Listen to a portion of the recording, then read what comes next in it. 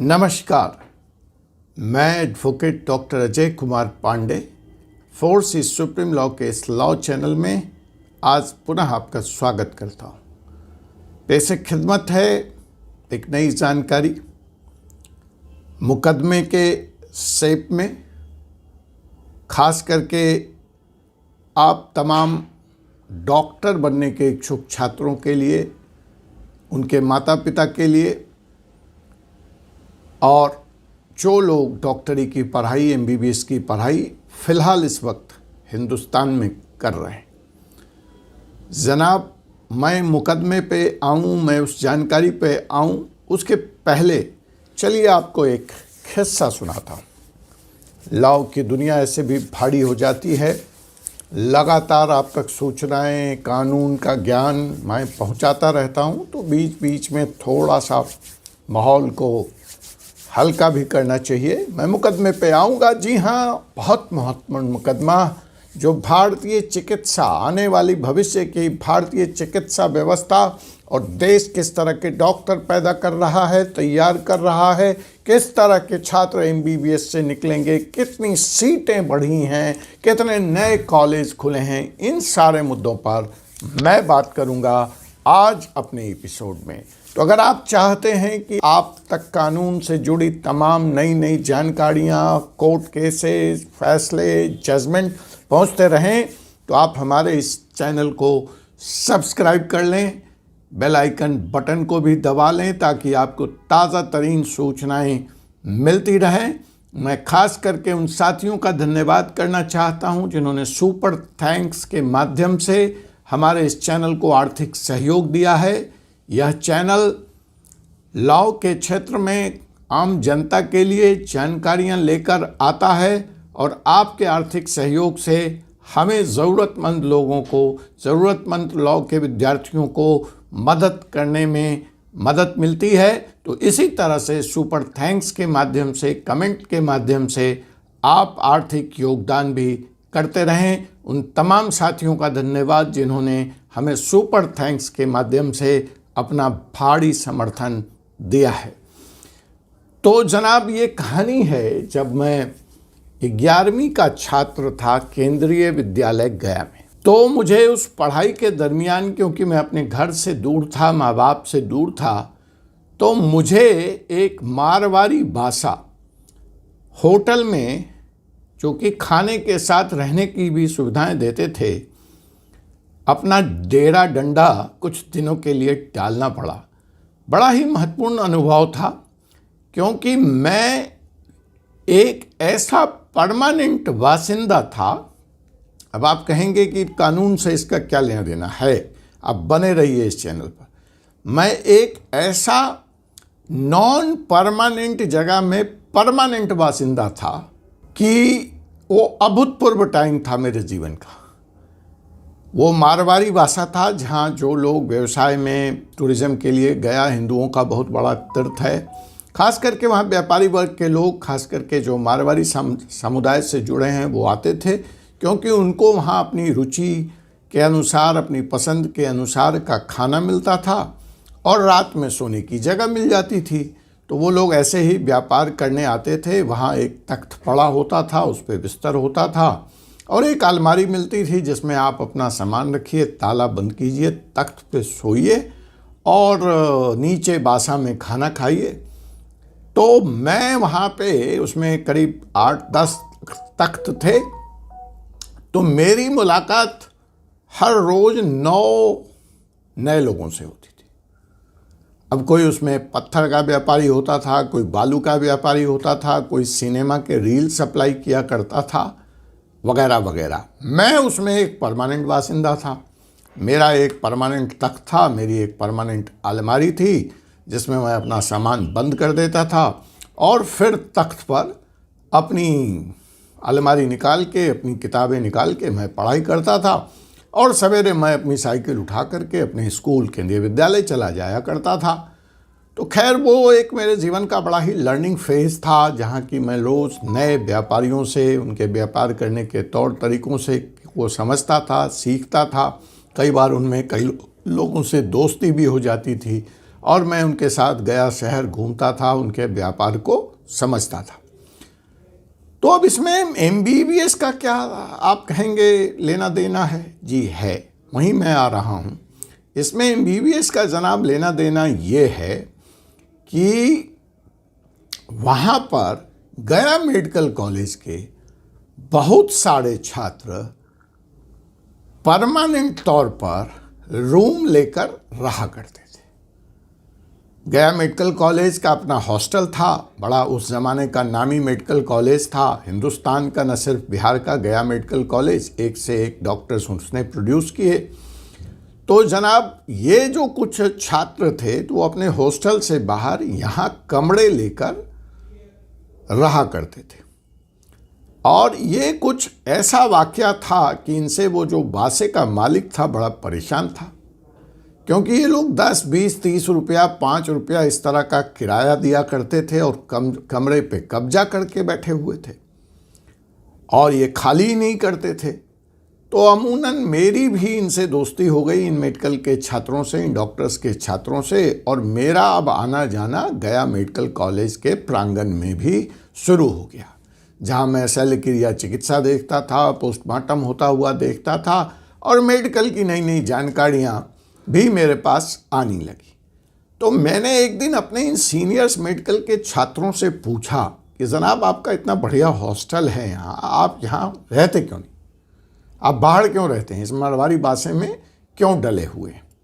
उसके पीछे एक कारण ये भी था कि मैं भी मारवाड़ी भाषा का जो मालिक था, सेठ था, उसके पीछे पड़ा था कि भाई एक कमरा मुझे दे दो, इससे मुझे डिस्टर्ब होती है यहाँ रोज़ 9 लोगों के बीच में आना, और मैं देर रात मोमबत्ती जला करके या बल्ब जला करके पढ़ता हूँ तो ये लोग सोना चाहते हैं, तो उसमें भी बाधा होती है। तो वो कह रहा था अगर इसमें से कोई भी कमरा खाली हो जाए तो सबसे पहले मैं आपको दे दूं। तो मैंने इनसे कहा कि देखो भाई, मेरे तो स्कूल में हॉस्टल नहीं है और आप वहाँ जा सकते हो, आप वहाँ जाते क्यों नहीं? तो उन लोगों ने कहा कि चलो इस विषय पे ना आज रात में बात होगी और हम सब जब इकट्ठे होंगे तब बात होगी। ठीक है जी। तो उस रात हमारी बैठकी उस मारवाड़ी भाषा में गया चौक पर जमी। उन्होंने हमारे बारे में जाना, समझा। पहले तो जो और लोग थे, जो उनका गुरु था, जो सबसे बड़ा वहाँ का उनका सीनियर था, उससे मेरी विशेष तौर पर मुलाकात कराई गई, जिसके इशारे पे ये पूरा मारवाड़ी भाषा डोलता था, घूमता था।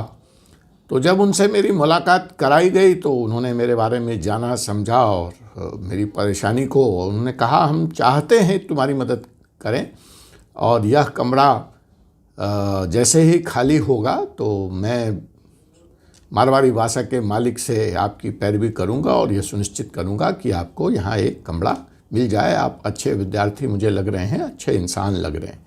तो मैंने कहा जी भैया, जी सर, आपको बहुत बहुत इसके लिए मेरा धन्यवाद और आभार। तो इस दरमियान पता जो चला वो ये पता चला कि इन्हीं का कमरा खाली होने वाला है और ये जनाब इस बासे में 16 साल से, पिछले 16 साल से जमे हुए। तो मैंने कहा कि ये एमबीबीएस की पढ़ाई कैसी पढ़ाई है जो 16 साल तक ही ख़त्म नहीं हो रही है? टोटल कोर्स का ड्यूरेशन 5 साल है, तो आखिर कितनी बार ये परीक्षा में अपीयर होंगे तब ये डॉक्टर बनेंगे? तो उनके जूनियरों का तो खैर हिम्मत नहीं थी उनसे ये सवाल पूछने का, लेकिन बाद में उन्होंने मुझे समझाया कि ये हमारे सुपर सीनियर हैं और शायद इस साल 16वें साल ये अपनी एमबीबीएस की पढ़ाई पूरी कर लेंगे और हम लोग इनको हाथी पर सजाकर कॉलेज से, गया मेडिकल कॉलेज से विदाई देंगे। तो मैंने कहा ये एक सामान्य सी प्रक्रिया होगी, हो सकता है डॉक्टर बनने में इतने साल लगते हैं, जो उस समय की मेरी उम्र थी और जानकारी थी। तो जनाब सवाल यही है, मुकदमा यही है कि आखिर एमबीबीएस की पढ़ाई कितने सालों तक, एक सुपर सीनियर को कितने बार एग्जाम देने की इजाजत हो सकती है, यही मुकदमा है। तो जी हाँ जनाब, जो 2019 है उसके पहले जो कानून था उसमें एमबीबीएस की पढ़ाई करने वाले छात्रों के ऊपर नंबर ऑफ अटेम्प्ट्स, वो कितनी बार परीक्षा दे सकते हैं, फेल हो सकते हैं, इस पे कोई पाबंदी नहीं थी, रोक नहीं थी। इसलिए ऐसे दृष्टांत, एक लाइव एग्जाम्पल इस कहानी के माध्यम से मैंने बताया कि लोग 16-16 साल, 20-20 साल, 15-15 साल परीक्षाएं देते रहते थे और डॉक्टर बनने की प्रक्रिया जारी रहती थी। अब इस समस्या से निपटने के लिए सरकार चिंतित हो गई और जो क्वालिटी ऑफ मेडिकल एजुकेशन था और जो जिस तरह के डॉक्टर हिंदुस्तान इस कानून के तहत प्रोड्यूस कर रहा था, उसको चिंतित होने के बाद सरकार ने जो कानून था, regulation of graduate medical education act, उसमें सन 2019 में तब्दीली कर दी। खास करके 7.7 section of the act, regulation of graduate medical education amendment act 2019 के तहत नंबर ऑफ अटेम्प्ट्स पे पहली बार रोक लगा दी गई। अब जनाब, नया कानून यह कहता है कि एक एमबीबीएस के छात्र को उसके फर्स्ट ईयर की परीक्षा देने के लिए मैक्सिमम 4 अटेम्प्ट अलाउड होंगे, इससे ज़्यादा नहीं। इसके पहले इस नंबर ऑफ अटेम्प्ट्स पे कोई रोक नहीं थी।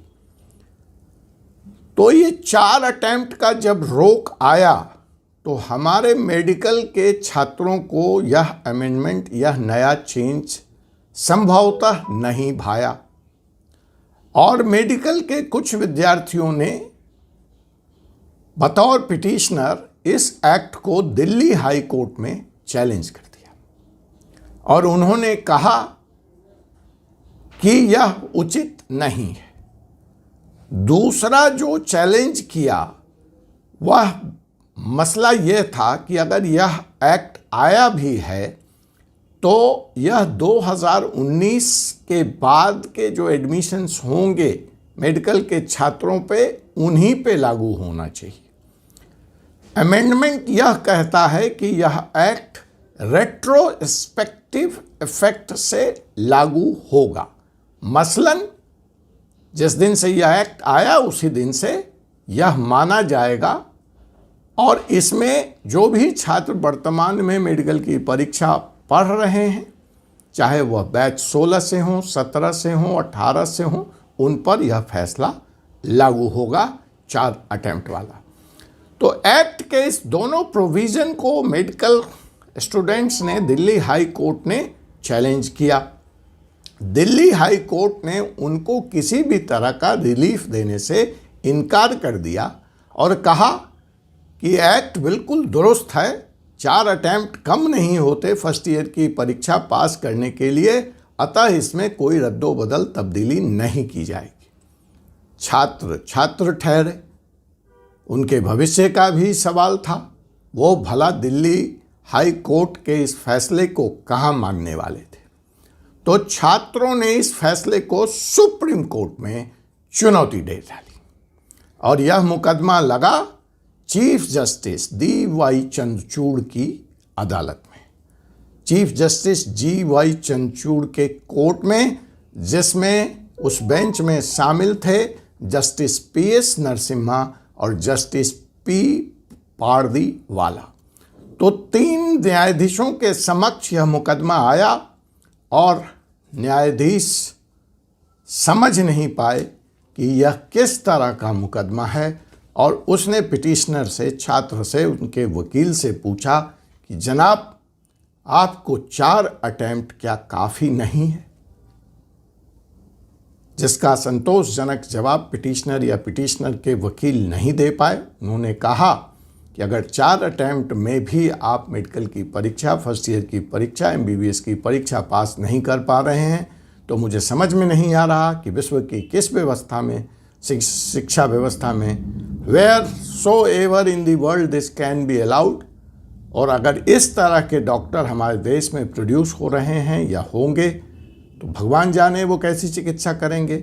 और हमारे देश में जो क्वालिटी ऑफ हेल्थ केयर है जो क्वालिटी ऑफ हेल्थ सर्विस है वो किस तरह की सर्विस होगी, इसके बारे में हम सब विस्मित हैं। और सुप्रीम कोर्ट ने पिटिशनर्स को यह कहा कि बजाय आप कोर्ट में अपना समय बर्बाद करने के जाइए, अध्ययन कीजिए। 4 अटेम्प्ट्स कम नहीं होते। अगर आप डॉक्टर बनना चाहते हैं तो आपको अपने फर्स्ट ईयर की परीक्षा मैक्सिमम 4 बार देने की इजाज़त होगी। और यहाँ तक कह दिया कि अगर पेपर बीच में आपने छोड़ा, मीन्स पार्शियल अटेंडेंस भी, पार्शियल अपीयरेंस भी आपने परीक्षा में दी है, तो वह एक अटेम्प्ट के बराबर काउंट की जाएगी। तो जनाब, सुप्रीम कोर्ट के इस फैसले के बारे में आप क्या सोचते हैं? इस नई तब्दीली के बारे में आप क्या सोचते हैं? कमेंट के माध्यम से आप ज़रूर मुझे बताएं। और किस तरह के विषयों पे आप और जानकारी चाहते हैं यह भी बताएं। मैं आपके पसंद की वीडियो लेकर, आपके पसंद का मुकदमा लेकर, आपके कानून की जानकारी लेकर यूं ही फोर्स ए सुप्रीम लॉ के इस YouTube चैनल पर लगातार आपसे मिलता रहूँगा। तब तक के लिए मुझे विदा दीजिए। आपसे मुलाकात होगी एक ऐसे ही एपिसोड के साथ, एक ऐसे ही विषय के साथ अगले एपिसोड में। मैं हूं doctor Ajay Kumar Pandey, advocate, supreme court of India. जय हिंद, जय भारत, जय संविधान।